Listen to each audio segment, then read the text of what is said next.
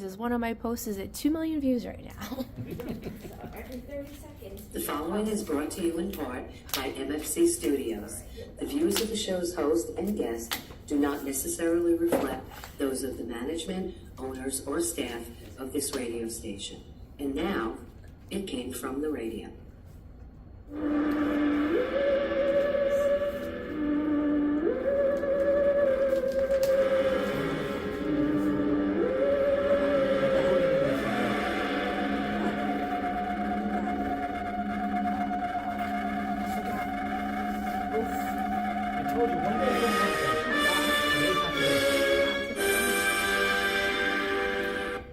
And welcome once again to It Came From The Radio, the official of the Big Apple Con. This is your host, Mark Torres, speaking. We're here for our 84th live audience show in front of a live studio audience. Yeah. They're semi-alive at the East Meadow Public Library. I'm here for our senior correspondent, Charlie Saladino. Hello, fun seekers. I'm here with Man Jenny Feldy. Hello. And we're here with our special guest we're going to be talking to, with, and about, which is awesome because he's right here, makes our life easier. Film Historian Keith Crocker. But before we do any of that, we have to take it away with the news. The news is brought to you in part by the fine folks at sci-fi.radio. That's sci-fi. For your Wi-Fi. As well as the fine folks at the Big Apple Con, which we are the official radio show of, celebrating over 8 years of comic book ness and pop culture stuff. For more information, go to www.bigapplecc.com. The next convention is scheduled for November the 23rd, and tickets are on sale right now. So you can buy tickets right now, and then you gotta wait 2 months to go see the convention. Also want to have our shout-outs for our Patreons, of which there are Danny Grillo, award-winning director Jared Burrell, Kyle Horn, Millie Portez, Newsday famous Reza Media, Munjikan! Shadow Rabbit Art, Yasmin Array, Rosa, and the Huracan. The Huracan is also a convention that's going to be in East Rockaway on the same day, which is November the 23rd. If you want to have your own little shout-out, go to our website, www.itcamefromradio.com. There's a little button on there that takes you right to our Patreon page. Also, on the It Came From Radio website is my comic book, Designated, a book about 2 warring alien races fighting over a newly discovered power source. The war finds its way to planet Earth, and as a result, some humans gain abilities. Issue 1 is on sale right now, and issue 2 is in pre-sale. As we always do, we start off with the sad news. Great. So let's see. Very sad news. Actor Peter Rennerday died recently. As of this recording, which is September 11th, no cause of death has been announced. While Peter was in a slew of shows and movies, a vast majority of his career was spent as a voice actor. He was perhaps his most famous roles would be that of Grapple on the original Transformers animated series, which I used to love, Mandrake the Magician in the Defenders of the Earth cartoon, where they had all the 4 characters, Mandrake, Flash Gordon, the Phantom, and, oh crap, I forgot the 4th guy. And there's a 4th guy, and he played Mandrake the Magician. And then he was also the original Splinter on Teenage Mutant Ninja Turtles, the original cartoon, the animated series. So obviously, if you were a fan of TMNT, you know his voice as Splinter. Did you used to watch Teenage Mutant Ninja Turtles, Charlie? Of course not. Did? I actually did. You used to watch the Turtles? Yeah, So I did. Master Splinter, you know Master Splinter. Sure. Yeah, okay. I thought he was scary. You thought Splinter was scary? Was it? Yeah, a little bit. The rat? Yeah, I thought it was a little scary. Okay, fair enough. Yeah. Keith, were you a fan of the Turtles? Absolutely not. No, but allow me to just explain that. That's kind of past. It's I should say I'm past it. In other words, I really wasn't the right age for what Ninja Mutant Turtles were. I knew of them. It wasn't lost to me. It just wasn't anything that particularly caught my attention at the time. Yeah. So, fair answer. It probably would have been like me being into Barney now. Yes. Like, why? Right. Sort of. Right. I'm in agreement with you. Absolutely right. It's about timing. Everything's about timing. So, of note, he also was the voice of Abraham Lincoln in the Disney Hall of Presidents. So if you ever went on the Disney Hall of Presidents, you go there, let's say Abraham Lincoln, that's his voice. That's Master Splinter. So a really cool thing. He was 89 years old. So moving on for a second bit of sad news. Comic book creator John Cassidy also died recently. Also no cause of death has been announced. While he worked on a slew of titles, he is perhaps best known for his work on Ghost and Hellboy for the Dark Horse Comics. I used to love Ghost. Just Imagine Stan Lee with John Cassidy creating Crisis, Planetary, Desperados, A Moment in Sunlight for DC Comics, and his X-Men work for Marvel.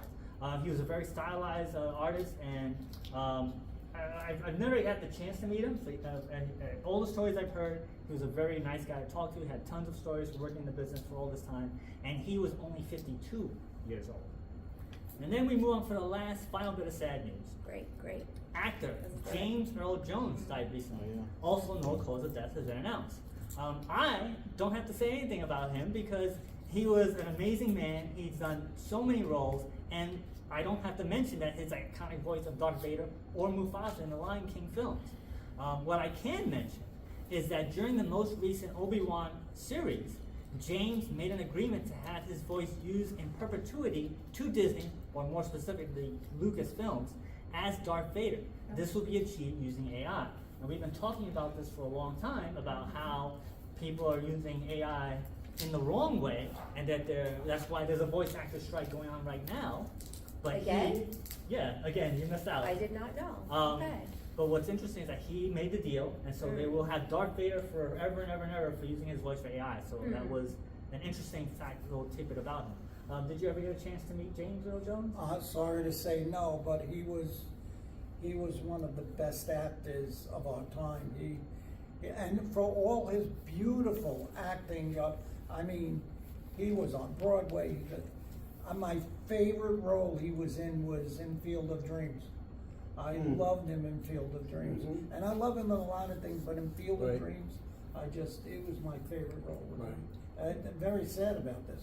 Are you a fan of James's work, Jen? Well, I'm sorry. I'm going to switch topics on you.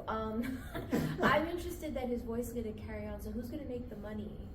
So his estate, his estate got paid a Yeah. certain amount of money to use his Right, voice in right. perpetuity. So here's a big bag of money to his estate, Right. or him and now his estate. Yeah. Big bag of money, so forever and ever we'll have as much Darth Vader as they want Right, to use using AI. Jen, we're going to do the same thing with Charlie when Charlie's gone. We're going to AI his voice. And he'll be here on the show, and I'm gonna- he'll be Honestly, voicing that my would be great. I'm films. gonna AI. I'm not gonna AI, but I'm gonna say that get ace. That's gonna be mine. Oh my god. forever. Hopefully not for a really, really, really long time. Now, Charlie's with us for a long time, and he will continue to be with us for a nice long time. That's the We have plan. to continue to give Mark a run for his money and throw him off his game. Yes. So are you a fan of James's work, Keith? Oh, am I a fan of his work? He goes back quite a bit. His voice was always incredibly distinctive. So it's interesting that probably in certain ways his most lucrative role may have been Darth Vader, his voice. You understand, versus the physicality. So I always found him fascinating. The Great White Hope is one particular film that I have in mind when I think of his work. Also Conan the Barbarian. Yes. He was fantastic. He was rotten in Conan the Barbarian. He made for a really good villain. He was the only actor in Conan. Yeah, you know, that's a good point. You actually made a really good point there. You really, he is the most distinct and distinguished of the cast. You're correct. You're correct about that. But yeah, I'm quite fond of his work. Oh yeah. He was very good. Yeah. I really think it's cool that in addition to being Darth Vader, that's an iconic voice, but he managed to move that further into the rest of his career. He wasn't just that, and he was a really good actor on top of that. So I think it was a good thing, because some people get typecast, and I think he's like one of the most famous voices at the time. Yes. And probably beforehand, there really wasn't that big of a voice person, right? No, you're actually right about that. I think his voice was used, and I think he also did commercial work. But that said, it's the Darth Vader is the biggest piece of voice work that he ever did, and it's amazing that it's what he really it's set a platform for him. But I'm also going to say to this. We knew him because of his work on TV. There was a made-for-TV movie about the abduction of Betty and Barney Hill by a UFO. Supposedly this couple under hypnosis actually described being abducted by aliens and were taken on a UFO and examined and then dropped back off. It was an interracial couple. He played the husband. It was James Earl Jones. And he was really remarkable. He did a really good job in this made-for-TV movie, which, might be out now, but made-for-TV movies from the 70s, they're slow in coming out. So he's remarkable in that. That made an impression on me as a kid when I saw it, because I think we're talking around 1975 when it was made. And just as a side note, I live in St. James. There is a little, it's the oldest general store ever. It's called a general store. It was a general store from 1857. Always a general store. It's still a general store. So it's sort of a historical site. AT&T did a commercial there, and it's like an old porch, and there was an old rocking chair, and James Earl Jones did the commercial, and he's in that rocking chair. Wow. And it's still there at the gym. So whenever I go, I tell people the story, and everybody, I have a picture of everybody in that rocking chair. Charlie, I've passed the place many times because Keith Maturo lives over there, so as you know, we passed that. And Yeah. Oh yeah, that's amazing. So James was 93 years old. Oh. That's it for the sad news. So Yes, we have, good. going back to our non-sad news. All right. From the That's a Lot of Nuts department. That's a lot of nuts. The new Beetlejuice sequel has taken to the #1 spot in the domestic box office, pulling in $111 million in ticket sales in its first week release, beating out the new Deadpool sequel, which came in the #2 spot, making an additional $7 million in its 7th week of release. For those of you keeping track, Inside Out 2 is still the highest grossing film of this year so far, with $651.9 million, followed by Deadpool with $613.8 million. Beetlejuice comes in at number 14. Did you see Beetlejuice? No, but I'm wondering if it was good. Did you hear the reviews? So I actually saw Beetlejuice. Oh my Let's God! hear it. Well, then tell us. So what I felt that they tried to do was try to follow the formula that Beverly Hills Cop, the new Beverly Hills Cop did on Netflix, the Top Gun, that they tried to pay homage to the original, make it a true sequel, bring back as much of the original cast as they can, and then continue the story on as opposed to trying to reboot or change the formula. So they kept it into that. It was entertaining, it was funny, had a lot of throwbacks, but it felt like it was part of the story. One of the biggest issues is that one of the cast members, which is Jeffrey Jones, wasn't decided to be brought back to the production because he's a registered sex offender. Oh. So something happened that he got in trouble, and he got he had a registered as a sex offender. Like, we don't want him to be part of this movie, and so instead of just recasting him or just writing him off, they used him as an integral part of the story. Oh. But it was somebody else as him, but it wasn't like spoilers. Right. He gets defaced, so that way they can put an actor in there that's not him, but it still be the character, and they made the whole movie around that. Was Dick Cavett in it? No, Dick Cavett was not in it. So there's another one. But what I found was a problem with the movie is that it had like 4 or 5 different subplots, and each subplot felt like it could have been its own movie. Oh. But it felt like too many things was happening, so it kind of diluted the enjoyment of the movie. And it might be because of how with today's day and age that the kids are very short attention span, and that's how they that see makes things. sense. So it might actually be one of the reasons why it was so popular, Yeah. because it was all over the place and it had a good cast. Right. But I enjoyed it for what it was. It was pretty darn enjoyable, and surprising that it made that much money for its first weekend out, because obviously there was a need for this movie that no one knew was going to come, because $111 million, I think it's like the 15th biggest opening this year. And no one expected it to do this gangbusters. Really? Yeah, no one expected Beetlejuice to do this well. I expected You, it. you did? Yeah, I would expect it to be, but I hope it sets a precedent so that every time that we need to kill off a character, because usually, movies, if we don't like someone or they were a pedophile or something egregious that we can't forgive them for, we either kill them off or they go on vacation or they disappear. But if we could just remove their face, then we could just keep the storyline going. So I hope that that's what other filmmakers decide to do, just rip off people's faces and keep the character in the story, rather than shipping them off to another country. They removed his face in the most Tim Burton-esque way that fits into the story. I can't say more than that That's without going well, I into hope it. we That's see a any more. artificial face. Yes, artificial face. Oh, were you a fan of Beetlejuice? The first one, yes. It's funny. I really don't have much of a desire to see the follow-up. I'm not really very much into things that necessarily continue or have sequels. A sequel has to really be earned.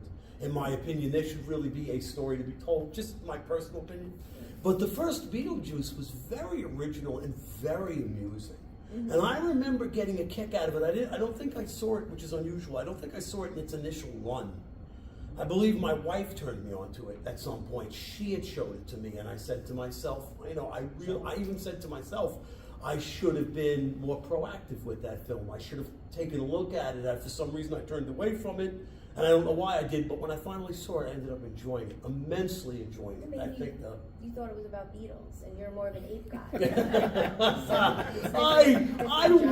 I wish it was something that simple. I don't know what it was, because I actually don't mind most of Burton's work. So I actually should have given it a try. Maybe sometimes I feel like when he's too purposefully funny, he fails. But that film did not fail. That film worked really, really well. The situation perfectly blended with the comedy. So I am a Beetlejuice fan, but the likelihood that I would see the follow-up, or would go out of my way to see the follow-up, is not too likely, you know? What's interesting to note is that Michael Keaton, people forget that he's a very versatile actor. And like, I remember distinctly when Batman was coming out, there was like, oh, Mr. Mom can't be Batman, and then he did an amazing job. And then he did all these, he does comedic roles, and then when he did Multiplicity, I forgot how funny he was. And I loved Multiplicity, especially when he was playing clones of himself, so he played off of himself, and I thought that was a great, amazing range of different comedy playing off himself that he wasn't even there at the time. It was by Ivan Reitman, I think he did that movie, Multiplicity. I met him. You met Michael Keaton? Yeah, when he was doing Batman, he came to ABC, and we didn't know how big Batman was. I mean, just, I'm Batman. I mean, but what I talked to him about was like my favorite Michael Keaton movie was Johnny Dangerously. I don't know if anybody has seen that. I thought that was one of the most funniest, and I got a chance to talk with him about. Very nice guy. Very nice guy. So moving on, from the remember when Tyrese was upset at The Rock for making Hobbs and Shaw Department?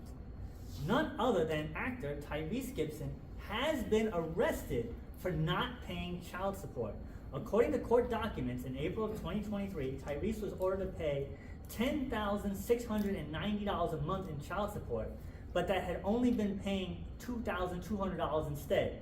During a court hearing, Tyrese was then ordered to pay a total of $73,525.78 in 48 hours to avoid jail time, which included $7,500 in legal fees. Obviously, he did not do that and was arrested. Tyrese says via social media, Samantha, which is his ex-wife's, lawyer Adam Glecklin, and William Alexander, who are besties with the judge, Kevin M. Farmer, in collusion. We are appealing all of his rulings and have already tried to get the judge thrown off the bench twice. The second time we tried to recuse him from the bench, he actually denied his own request to be thrown off the bench. Imagine that. It is pretty clear that they hate my guts, but I must remind them and that everything in my life here and my success. I worked my butt to show off since I was 14 old to get here. He added, hashtag family courts are the worst towards fathers. Gibson and Lee were married in 2017. She filed a complaint for divorce in 2020, and the two later released a joint statement saying that they called the split a painful and significant development in their lives. Now, if you remember... And you missed this. And we will not, I say this, will not pay that 78 cents. Can you imagine? You know, the weirdest thing, as a side story, you owe money for child support, you don't pay the child support, you go to jail, you get out of jail, you still owe the child support. That's the one thing I was wondering about. Like, if you go to jail, you shouldn't have to pay the child, but you still do, so if you're in jail, how can you pay the child support if you're in jail?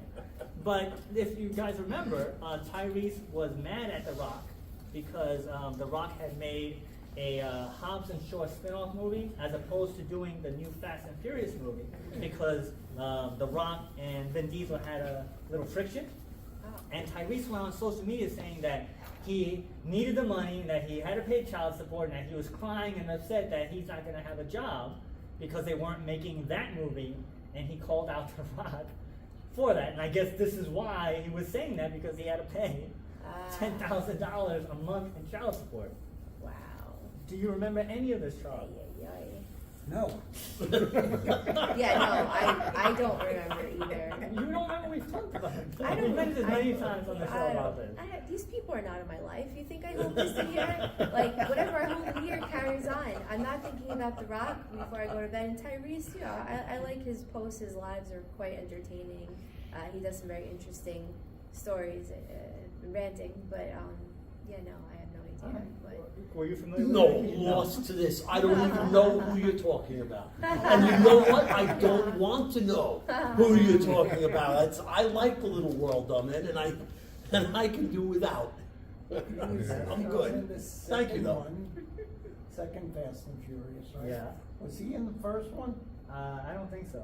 I've only Right. seen the 5th, 6th, 7, 8, 9. I've 10. seen them all, but I think he started in the second one, Okay. and then he went except for Hobbs and Shaw. Hobbs and Shaw, yeah. So moving on.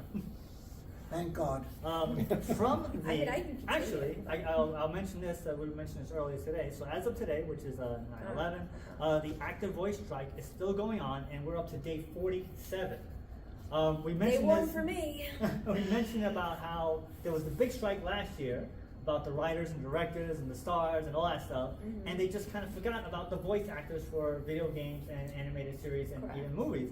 And now they're on strike, Right. and really no one's talking about it, which I find to be No. very sad, Right. because that's a huge part of the industry.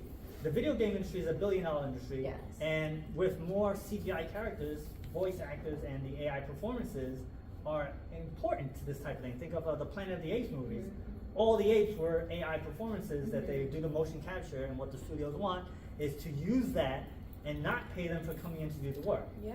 So it's day 47, no one is in sight. I don't know what's going to happen. What do you think about this? I think they're going to lose. I mean, the voice actors don't have much of a voice to begin with. Most people don't care, or they're not fans of voice actors, supporting them and rioting or rebelling for them. AI is probably going to win because money talks, and if it's cheaper to pay AI to do the voice, why pay a human? And why deal with a human who's late? The last interview I had before this, I had to reschedule the guy 3 times. Do you think I want to deal with humans all the time? No, I'd rather just pay AI. Sort of joking around, sort of not. What do you think about that, Keith? Voice actors. You know, still voice historians. voice actors had more prominence or more importance. We go back to the early days we go back to the cartoons. When I was growing up, you know, they really lent a personality to a cartoon. I know that people now can pull in money. A lot of people who are acting will pull in money doing readings. Will read a book as a recording that people can listen to. So I do know that people can use it as an alternative source of making money. In terms of what Jen said, the truth of the matter is that the money end is always going to win out, whether you want to believe that or not. And that might be why you're not hearing more about this. But it's also their job, and I do mean the actors and the union, to be more vocal and to make sure their voice does get heard. You know, there are so many platforms to be heard on now, so it's really their job they have to push harder. And that's something they're going to have to think about as this goes on, you know, to become more visually, become more of a visual reality to people. All right, so that's what they have to do. But the reality is, as Jen said, it's like trying to stop this technological progress, or progress as they call it. It's a tidal wave. Yeah. I don't have to like it. Right. Doesn't matter. It's coming. Right. So what are you going to do? You know. Right. So it's one of those things. Well, what you're going to do is you're going to have a unique voice that people want to hear, and that AI can't do. Right. Like, if you have a unique voice, we're going to get to that in a few minutes. That goes back to, it's funny you bring that up. Well, thank you, by the way. Yeah, you I always thought I just sounded like Long Island. Long Well, Island. your body of work. It's Keith Crocker. We know, boy from Long Island. But that's it. I appreciate that though. But that said, but that's what I brought back to the cartoons. I was talking about people like Mel Blanc, you know, who voiced Bugs Bunny and did your Daffy Duck, and and a lot of the people who worked for Walt Disney or Walter Lantz, they would do the voices of these cartoon characters. Or even current, Billy West. Okay. Yeah. Okay. Just throw that in current. Okay. Why not? Just toss it in. Who the hell is Billy West? You wanna Billy tell me? West is And the it's voice going of... to be all the voices for all the modern cartoon characters. Okay. Like Ren and Stimpy. And Gotcha. Ren and Stimpy. I got You you. watch that Now I Futurama, got you. I He got does you. the voice of Fry. Oh, okay. Okay. Okay. But this voice actor strike, I'd like to say that I really don't care. Really? Does anyone care about this voice actor I strike? think people should care You about do. the voice actors. Are you in the business? It's No. important. All right. It's important that they don't use AI. Right. But that's going to just keep going. I feel bad for them. Yeah. Because every time they don't have a prep, is what I'm saying. Probably not. So, Charlie, you've seen the steamrollers go by, so you know how this thing works. Yes, That's I how know, these things I work. know. It's not like he's Well, saying I that. just- He's not saying that out of pleasure Right. or even remotely supporting it. He's just saying there is a reality Yeah. coming, and it's going to be These tough. poor guys, it's going to come. And that's And, it. and Jen makes the point And- of your voice better really stand out. Right. And if it doesn't work on it, it's better if it comes natural. But what she's saying is, you really want to stand out. So if you can stand out, stand out. Yeah. And that's and she's saying it will up their game. Maybe for some it will up their game, make people Yeah. work harder. Yeah, you're probably right. But a lot of people will not be able to do that. Oh, yeah, you're right. Keith, Yeah. do you remember, because we're the same era, do you remember Colossus, the Forbin Project? Yes. There you go. That's why I am so afraid of AI. That movie was a warning. That was a warning. 1970 they did Yeah, that. yeah. All right. Yeah. You bring up a really good, that's a good film that you mentioned, Charlie. Well, because that was a warning, It was an what? authentic all right, warning. let's mention what the movie's Yeah, about. well, I What was the hell are you going to talking say it. about? You jumped in, you interrupted me. Colossus, the Forbin Project was about a gentleman who created a computer who could think, feel, and everything, and he put one in the United States and one in Russia. The computers link up, and the computers were supposed to do things by themselves as they are, and they start taking over things, and the governments can't stop them, and they actually run the world at the It's end a of it. really interesting science fiction. A lot of the science fictions at that point were anticipatory and they were bleak. So they were really good. That's one of them. Colossus, the Forbidden 1970. Project. Yep. Just to have the insight. Yep. Yeah, Oh yeah, incredible film. I'm done. So that's it for the news. So we're going to Alright. take a quick break in front of our live studio audience. Yeah! Woo! All right. It came from radio. Hey everybody, this is Todd McFarlane of the record-setting Spawn comic series. And if you're looking for any kind of cool conversation about creators, about entertainment, about all that good stuff, you go to It Came From the Radio. You're listening to the right spot. Cat like a gazelle, just. This is Quentin Flynn, a popular voice actor known for Axel, Tamon, and Raiden from the Metal Gear series. And you're listening to It Came From the Radio. Stick around. Hey, I'm Mike Kingston, the writer and creator of Headlocks. And I am WWE Hall of Famer Jerry the King Lawler. And guess what you're listening to? You're listening to It Came From the Radio. Hi, this is Amy Jo Johnson, writer-director from the film The Space Between, and you're listening to It Came From the Radio. Love Amy. Meet Grimlock having fun on It Came From the Radio. Meet Greg Berger also. Now, back to our show. And welcome back to It Came From the Radio, the official of the Big Apple Con. This is your host, Mark Torres, speaking at the East Meadow Public Library for the 84th live show in front of a live studio audience. Yeah! Woo! I'm here with senior correspondent Charlie Saladino, Hello. Man Jenny Feldy, Welcome back. and our special guest, we're going to be talking about film historian Keith Crocker. Thank you for having me. I want to mention that the East Meadow Public Library has tons and tons of programming, most of which are free. So you just go to www.eastmeadow.info, and one of the shows is our show that we do once a month.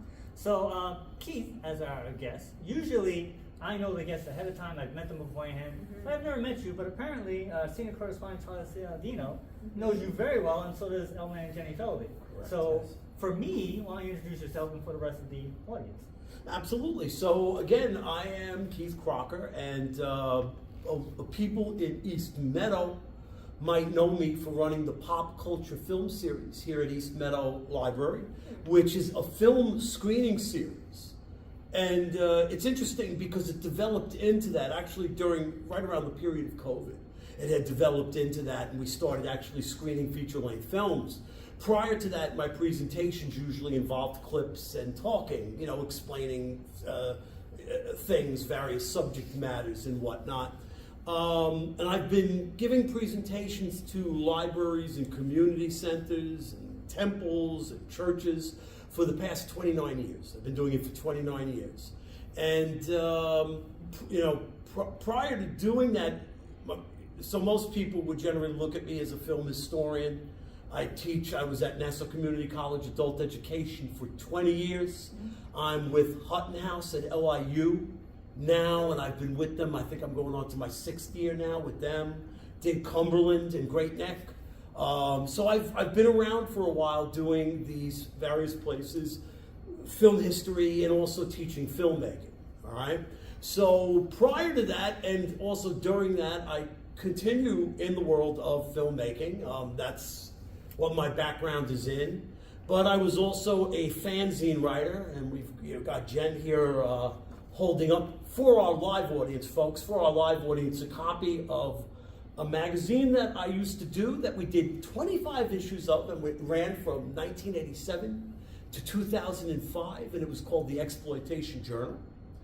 And we started that zine up when I was in college. I went to the New York Institute of Technology from 1984 to 1988. We started the zine there. We printed it on our own, but we used to give it out to the film students in an effort to turn them on to underground cult cinema, because a lot of the film students in the college were kind of obsessed with the current state-of-the-art cinema. So they were all hung up over Spielberg and Lucas, and we wanted to take them to a different place, a different existing world of cinema. And what happened was, I'll tell you an interesting story. We became the unofficial magazine of the film department. We became the unofficial magazine of the film department. And Tech was so impressed with what we were doing that they actually offered to produce the zine. They said, I'll tell you what, we'll produce it, we'll make it up for you.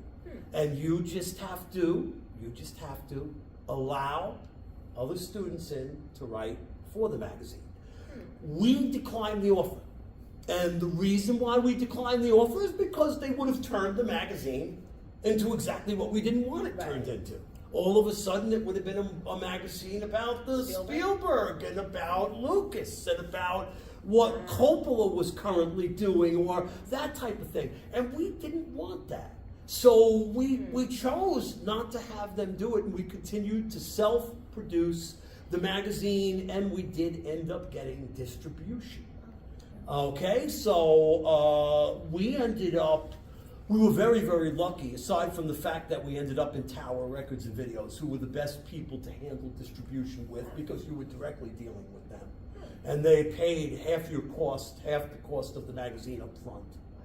You couldn't go wrong with that. It was one of the best deals you could ever have. So we got involved with Tower Records and Videos, but even prior to that, we were involved with a company called Desert Moon Periodicals. And Desert Moon Periodicals was started by this lovely guy named David Williams. And I believe he's still out there. He's not doing magazines anymore, of course. Most of these people that I might mention are still out there. But he got us distribution into Barnes & Noble, okay, Borders Books. We were really knocked off our socks by what this guy did for us. So he got the magazine into the major bookstores and the comic book stores. And we had a good run until that company, which again was called Desert Moon Periodicals, we had a good run until he sold the company, and it was bought up by this other guy named Dave Hershey. And Dave Hershey could not go out of his ways to find more ways to take your money. I'm not kidding about this. He kept trying to figure out every way to complicate the whole process of distribution to make sure that you were paying him. And so we pulled the magazine from Desert Moon, and Desert Moon did end up going under. Dave Hershey sounds like the Don King of Oh, magazines. yeah, Because doesn't Don it? King was known to charge Mike Tyson for towels, Right. thousands of dollars. Right. It's just Right. making all this stuff Right, up. just making stuff up. Well, where is Dave Hershey now? Yeah, that's where I want to know. Someone knew who Williams was, and Williams was still working in media in California.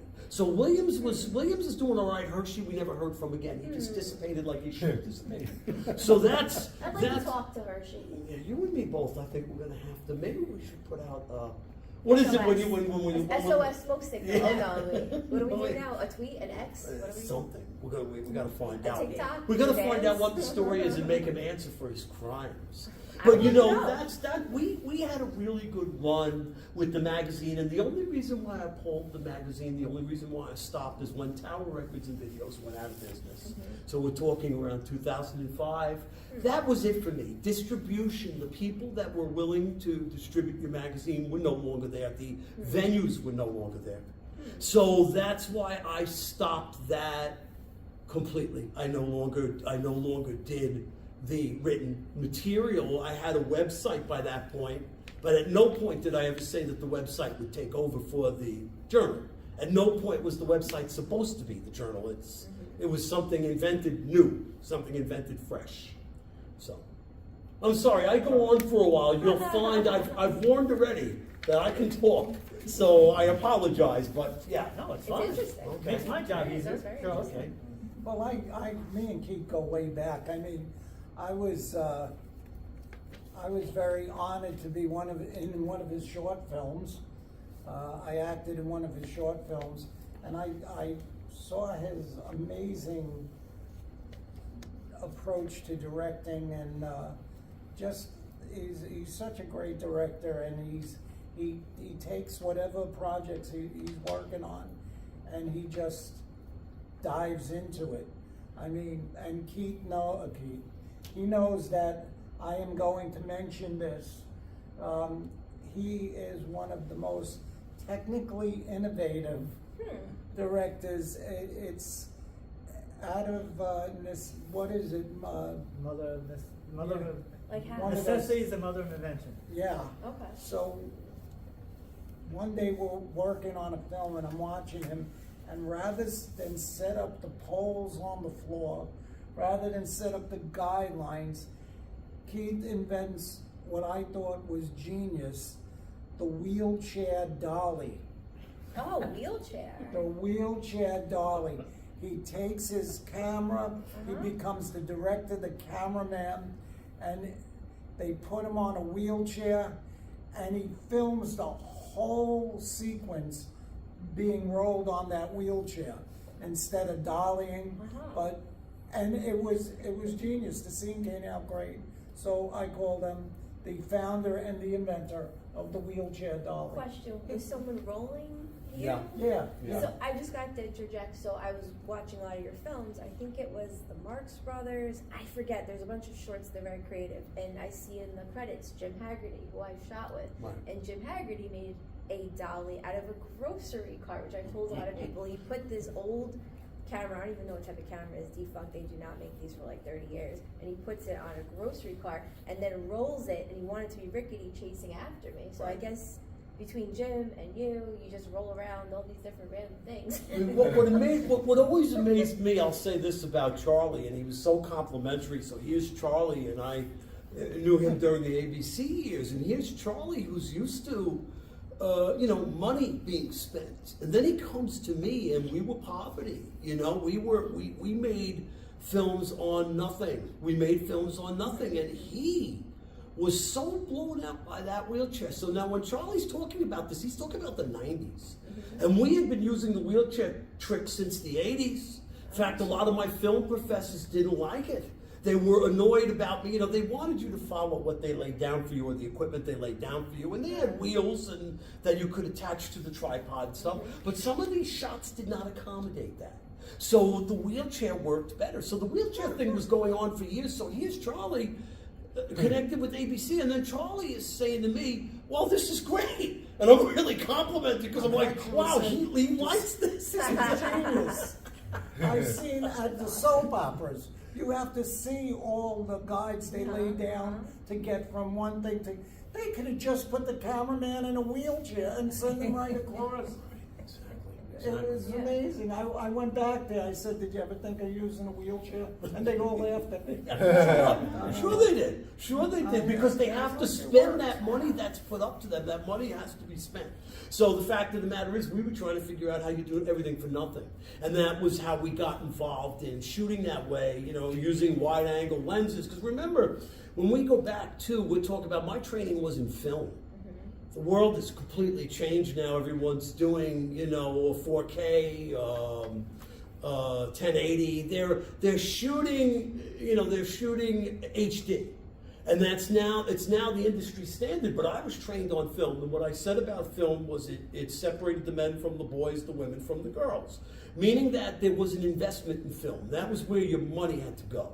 Whether you liked it or not, you really couldn't develop the film yourself. So you always dealing with purchase and developing costs.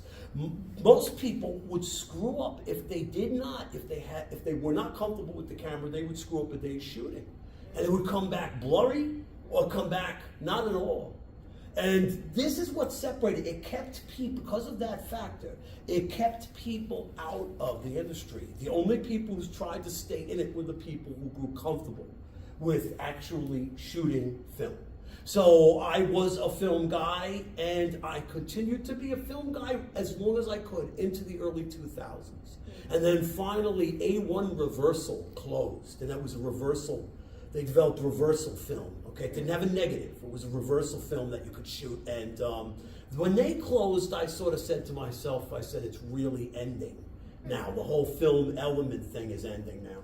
So I kind of had to back out of that and get more comfortable with digital video, and then from digital video to HD. So, yeah.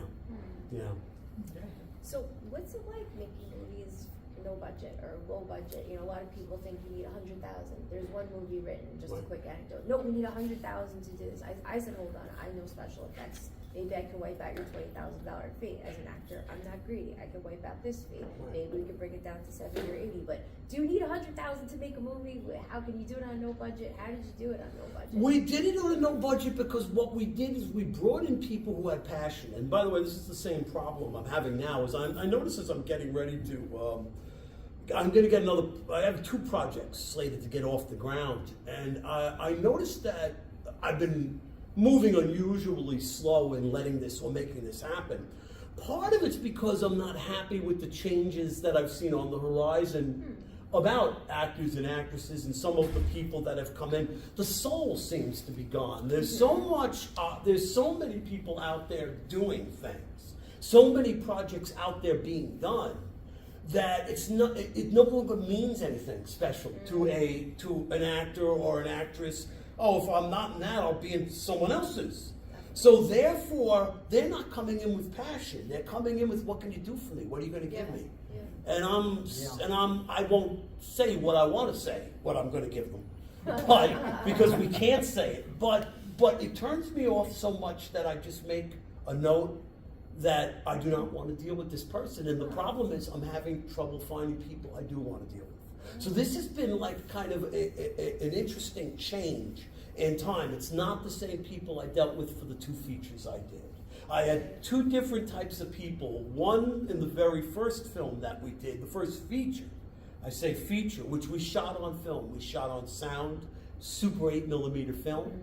And the people who were in that just loved doing it. They were there for the love of it. They were friends. For the love of the game. And they just wanted to be there. And they would go out of their way to make the experience special. So they were just lovely people. They had no expectations. They were fabulous actors. And they really were, because they were down-to-earth people. They weren't looking to be actors and actresses. Most of them already had a career or a job that they were happy with.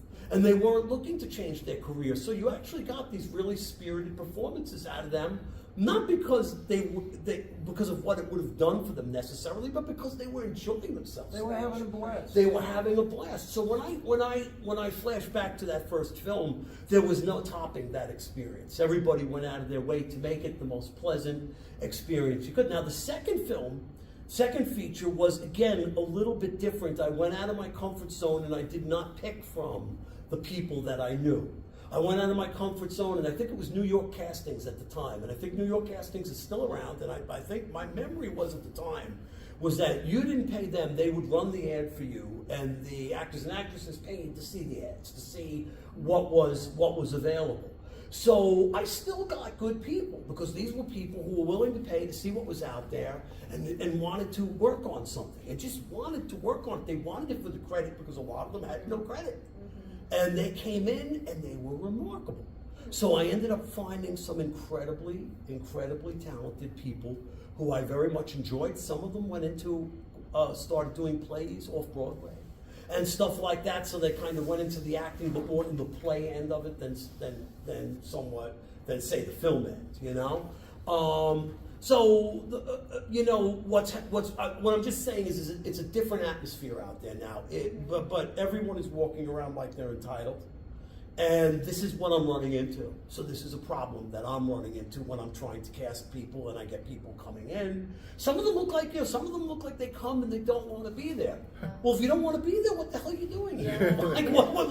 Like you're not doing me a favor. Right. You're making the situation worse by showing up. Right. So I find it now to be more difficult, more to my dislike, and that's probably because, and Charlie will probably back this up, is that I got very used to doing things my way in the way I want to do them. So a lot of that hasn't changed. I still find a lot of my old methods are the best ways for me to work.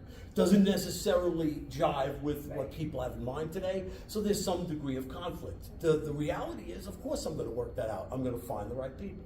It's tenacity. It's tenacity. I think the problem is, in my younger years doing the two features, you're younger, realistically I'm 59 now, right? So you're younger and you have a lot of energy. The older you get, the more responsibilities you take on, the more you find yourself working. And then the working starts to knock the tar out of you, and you're sort of like, okay, well now where do I find the energy to get the film going and to get the film done? So it's an interesting thing that I'm going through now. I have to adjust it. It's just, take out the screwdrivers and the wrenches and just go into your head and start working on these things. And that's what I have to do to make things happen. But in terms of those first two films, I am proud. As I said, the first feature, we shot a promotional trailer for it on 16 millimeter negative. That trailer ended up being put into the film. It actually is in the film, but the rest of the film was shot on sound, Super 8 millimeter film, because we found out we really couldn't afford 16 millimeter. But we could afford Super 8. So we shot the whole film on sound, Super 8 millimeter film. It's like a demented home movie. It's the best way to describe it, because that's what Super 8 millimeter was. That's what people used to shoot their home movies on. So when you look at this film, that's the exact feeling you get. Oh, wow. Okay? For those of people out there who might know the filmmakers whose name I'm about to mention, and the studio whose name I'm about to mention, my first film, I describe it as I just did a new commentary for it. A Blu-ray is coming out. It's out on DVD. It is streaming. Okay, the first one. I have the connections for you actually now. But the funny thing is that it was a movie. That first film. I always said it. I guess you can almost say it's like your first child. I would say, and I always said it was a damaged child, but it's still my first child. I have tremendous pride in it, in its own way. It's got a crude effect all its own. So I said in the commentary, I said it's the type of movie that would be made if director Andy Milligan had worked for Monogram Pictures. Okay, so Andy Milligan was an independent, low-budget exploitation filmmaker of the late 60s, early 70s, who did everything on his own, from designing the costumes to doing the makeup effects to running the camera. And he had a 16 millimeter sound camera. He could record the sound right on the film. It was a newsreel camera. Okay? So Andy Milligan, if he had worked for Monogram Pictures, well, Monogram Pictures was a B-movie company that existed in the 1940s and predominantly employed actors that were no longer being used in the A companies like Universal, MGM. They were picking up people like Bela Lugosi, Boris Karloff, all of these actors who were sometimes falling short between the more lucrative gigs, and they were putting them to work in these very low-budget movies. So if Andy Milligan had been around and making movies during the time of Monogram, the output would have looked something like my first film. Gotcha. Second film we did on digital video. At that point, digital video had caught up. I hated video. Just to let you know, I hated video. Half-inch VHS, the video cams. You put the tape into the camera and you'd shoot. They were really light sensitive. So it was dangerous. If you aimed the camera at a light by accident, you could actually damage the internal workings of the camera. And so I hated that type of stuff, and I also hated the look of the standard video. It looked like a soap opera, like the old soap operas from the 70s, from TV. It was a very flat look. It was not film, it was obviously tape. And I never wanted to resort to that. The only time that changed is when digital video came. When digital video came, you could light that like you were lighting film.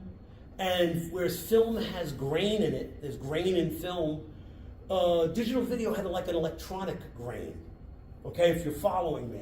So if you lit it, if you lit it just right, you could sort of mimic the look of film. So that's why I got comfortable going to digital video, and the second feature was shot on digital video. So going to distribution, financing, any stories that might be interesting about how you get things financed in this world? Well, With 10 minutes to go. Okay, all right. With 10 minutes to go, I'll just say that the first, now we're down to 9, the first two films were self-financed. That means we were paying for things as we were going along. Okay, so it was actually coming out of my pocket and sometimes other people's pockets who were involved or invested in the film, and that usually came from our work, whatever our work was at the particular time. When I made the second feature, Blitzkrieg, which was a war film, I was doing a lot of teaching and presenting. So I had Cinephere Video.